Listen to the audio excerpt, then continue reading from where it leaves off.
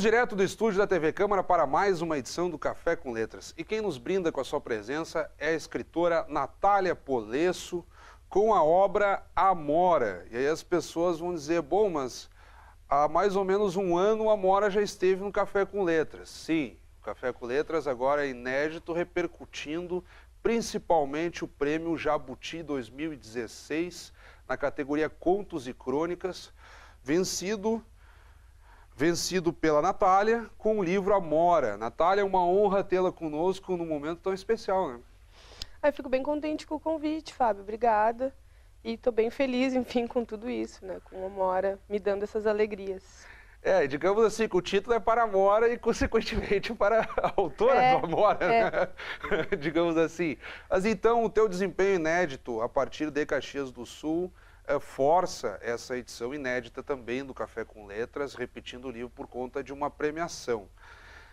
Foi muito significativo. Na categoria Contos e Crônicas, tu deixaste na segunda colocação nada mais nada menos que o Luciano Veríssimo, que está acima de qualquer crítica e avaliação no âmbito literário, e o Rubens Fonseca também, que é outra grande personalidade do mundo literário nacional, e acho que até extrapola no âmbito do Brasil esses dois escritores. Então, uma marca muito significativa. E dias depois, tu também conseguiste o prêmio Açorianos aí na categoria Contos também. Eu gostaria que tu começasses repercutindo como é que foi, não só aquela história, como é que você se sente ganhando o prêmio. Óbvio que tu deve ter te sentido muito bem, mas que tu recuperasses um pouco desse contexto todo e o significado de uma escritora caxiense galgar uma repercussão nacional dessas proporções. Claro. Bom, o Amora, ele já vinha me trazendo algumas alegrias em forma de resenha, por exemplo, ou, sei lá, menções em blogs, sites, amigos marcando ou dizendo que leram o livro e gostaram. Aí começou coisas um pouco mais peculiares que eu não esperava. Por exemplo, alguém fazendo um professor escolhendo esse livro para fazer um trabalho na Universidade Federal de Rondônia. Eu recebo um e-mail de alunos me pedindo entrevista. Nossa, ele tá indo a lugares esse livro, né? Aí começou a me adicionar gente de todos os estados, cidades, enfim. Eu já estava muito contente com este retorno que o Amora estava me dando nesses termos, né? Então, para mim, estava ótimo. A editora fez questão de tentar inscrever e me passar todos os prêmios que se podia inscrever o livro e tal, e me aconselhar, escreve, não escreve, tal, não sei o quê. Eu comecei a me inscrever, porque achei que valia a pena, né? Claro. Sei lá, o reconhecimento do público é muito importante, é muito gratificante, mas às vezes a gente quer alguma coisa mais técnica, né? Aí, quando veio o Agis, eu já estava super feliz, né? O Agis foi, acho que em maio ou em junho, que eu fiquei sabendo, acho que maio. Aí ele ganhou na categoria Contos, aí depois saiu a final do Jabuti. Quando saiu a final do Jabuti, que eu vi a lista de finalistas, ali eu já fiquei contente, né? Eu já estava feliz, já estava estourando... Estava num grupo seleto ali. Sim, já estava estourando champanhe não, né? Espumante. Não temos orçamento para tanto. Mas, enfim, aquele dia eu saí para comemorar e tal, no dia que saiu os finalistas, quase não acreditei na lista. Além do Rubem Fonseca e do Luciano Veríssimo, que tu citou, ainda tinha o Antônio Carlos Viana. Bom, não vou lembrar da lista. Tinha uma colega minha de editora, a Renata Wolff, que escreveu um livro chamado Fim de Festa. Eu li o livro e o livro é muito bom. Então eu estava assim, que legal, eu estou com um monte de gente bacana nessa final, né? Bom, aí quando saiu realmente o resultado dos vencedores, nossa, não conseguia nem acreditar no que estava acontecendo, assim. E lá a cerimônia foi muito emocionante, Eu vi a Lígia Fagundes Telles, né, uma oportunidade assim, tipo, ela tá velhinha, ela estava lá, ela estava com a perna quebrada, subiu no palco, deu discurso.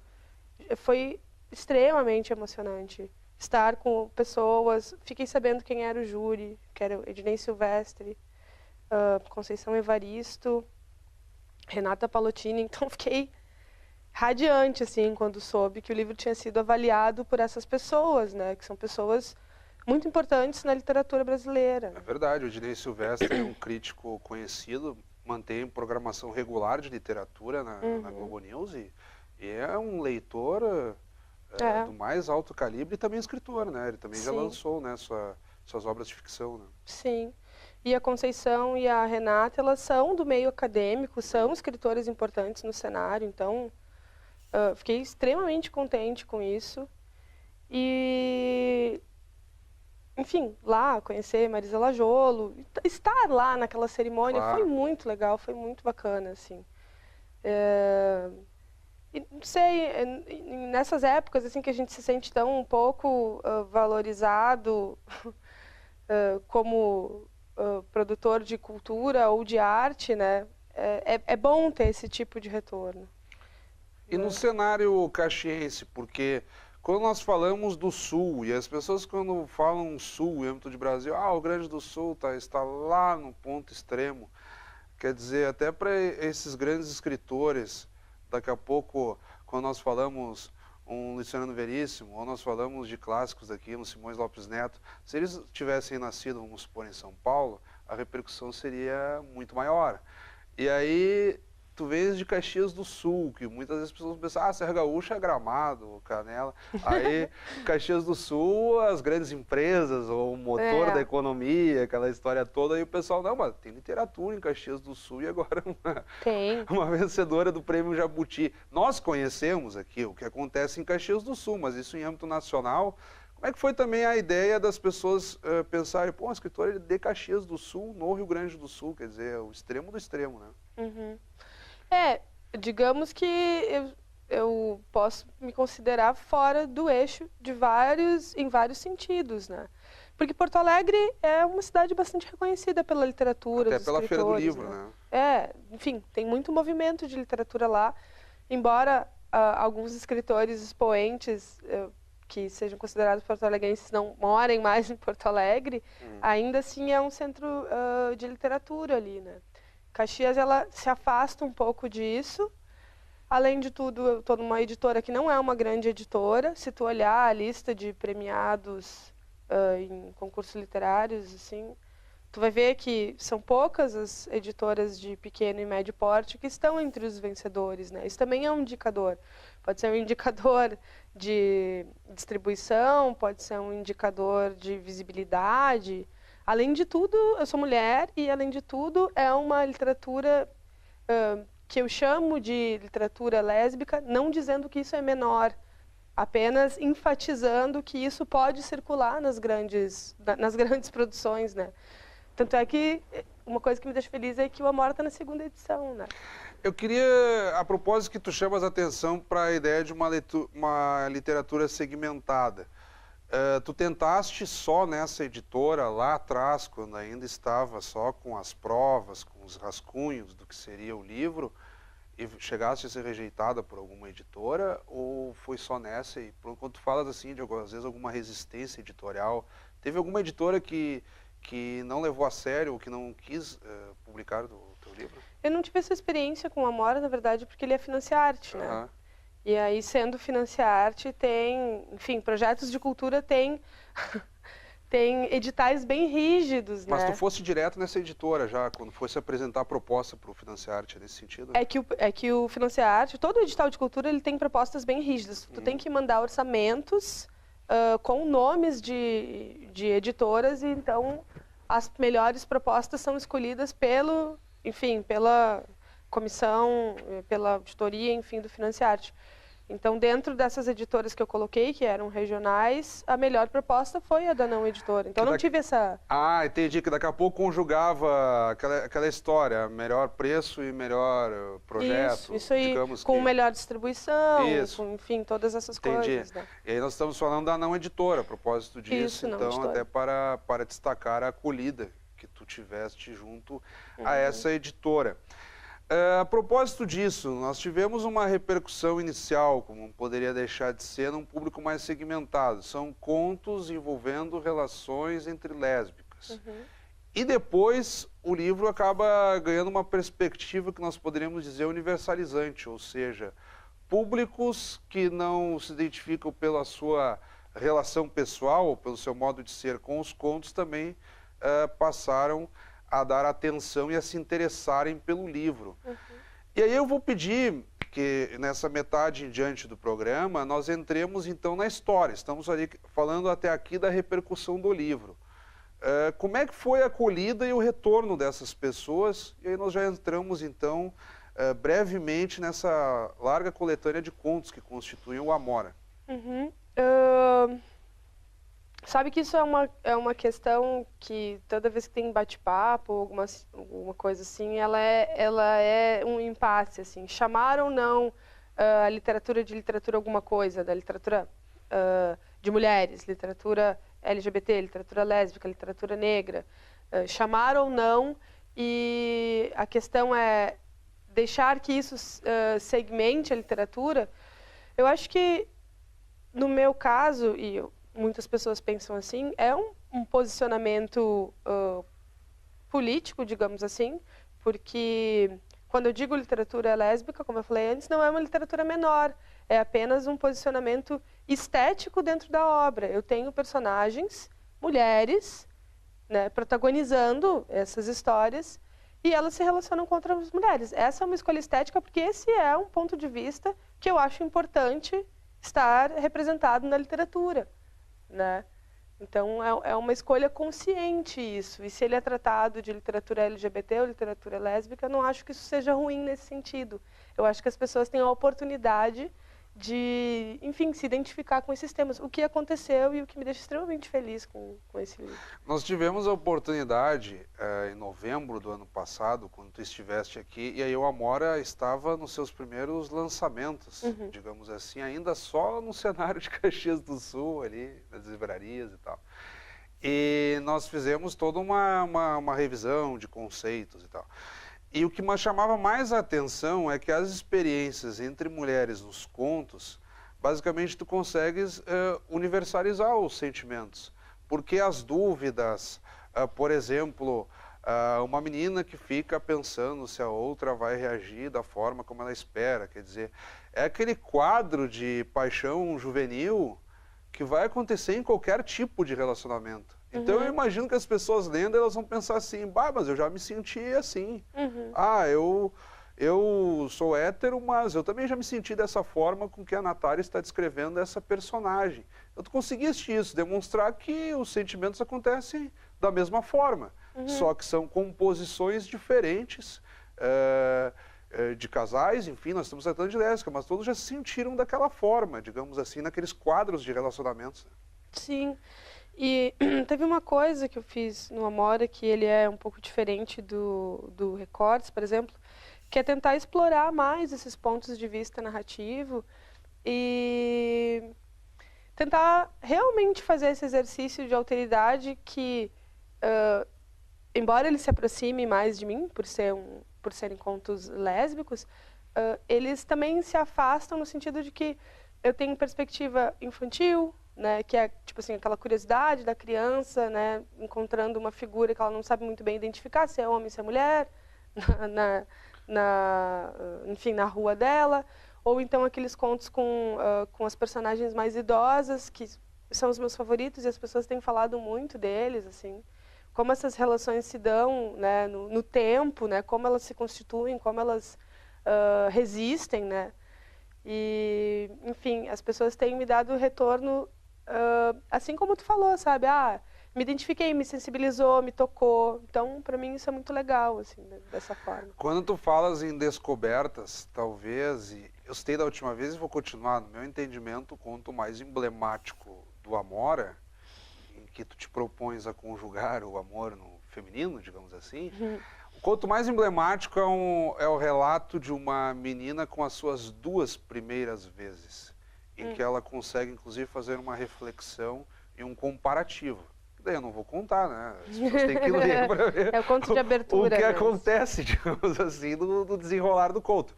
Mas ali as 2 primeiras vezes. E as pessoas acho que entendem muito bem o que nós queremos dizer aqui. A experiência dela com o homem, a experiência dela com a mulher.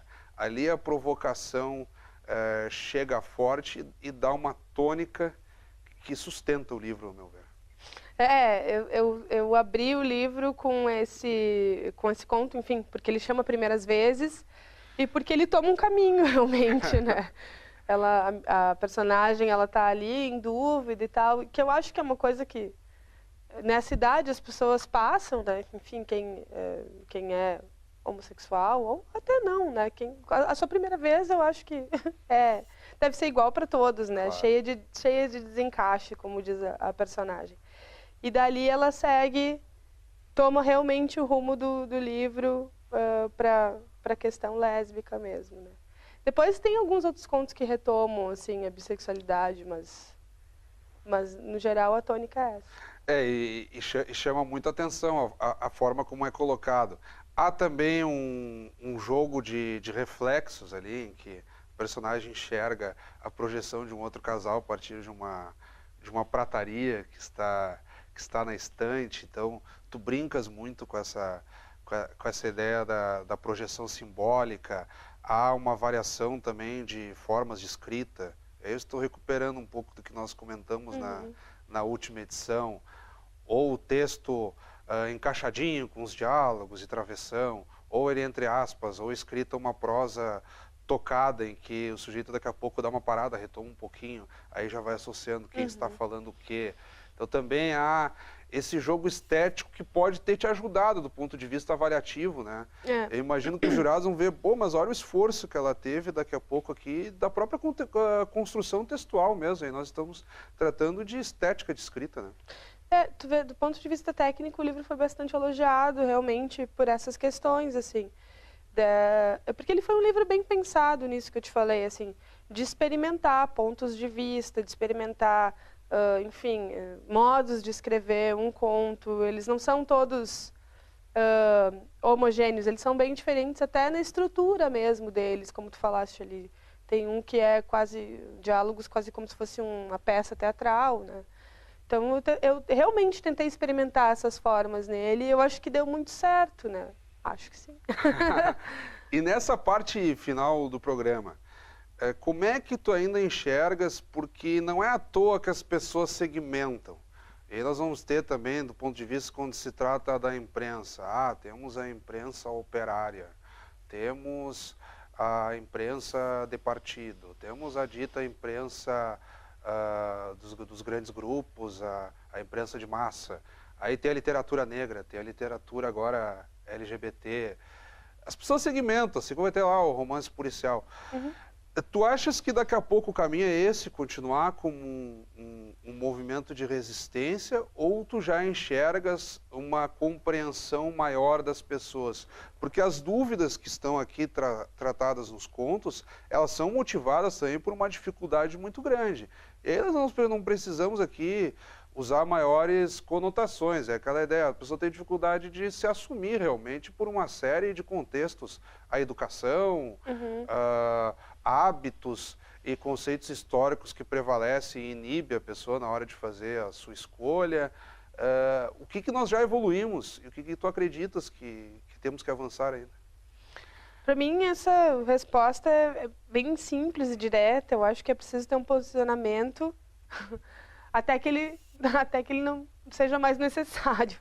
Então, enquanto eu precisar dizer e reforçar que isso é literatura LGBT, que é literatura lésbica e que isso não torna um livro menor, eu vou me posicionar e dizer isso. Até que isso não precise ser mais dito. Até que as pessoas não pensem mais nesses compartimentos. Porque nós estamos lembrando da história da Semana da Consciência Negra, o Dia Internacional da Mulher, quer dizer, aquelas datas afirmativas que ainda precisam, né, chamar a atenção por uma série de fatores. Acho que é mais ou menos isso que tu tenta dizer. É isso aí. Então, eu gostaria, Natália, imensamente de te agradecer mesmo e te cumprimentar. Realmente é inédito, né, na história literária caxiense. Temos grandes escritores, mas tu abriste caminho. Digamos que isso seja já história habitual, né? Termos pelo menos, não todo ano um caxiense no final do Prêmio Jabuti, mas que lá adiante outro caxiense também consiga ganhar. No teu caso, recentemente, então, foi a vitória na categoria Contos e Crônicas do Prêmio Nacional Jabuti, entregue em São Paulo. Ato contínuo, dias depois, tu também conseguiste, na edição de 2016, o Prêmio Açorianos, na categoria Contos.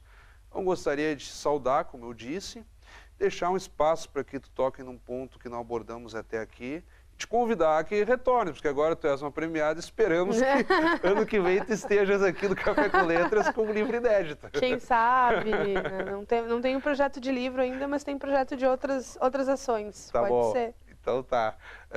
Quero te comentar de novo, então, muito obrigado, Natália. Muito obrigada, Fábio, pelo convite, eu fico muito feliz de estar aqui novamente.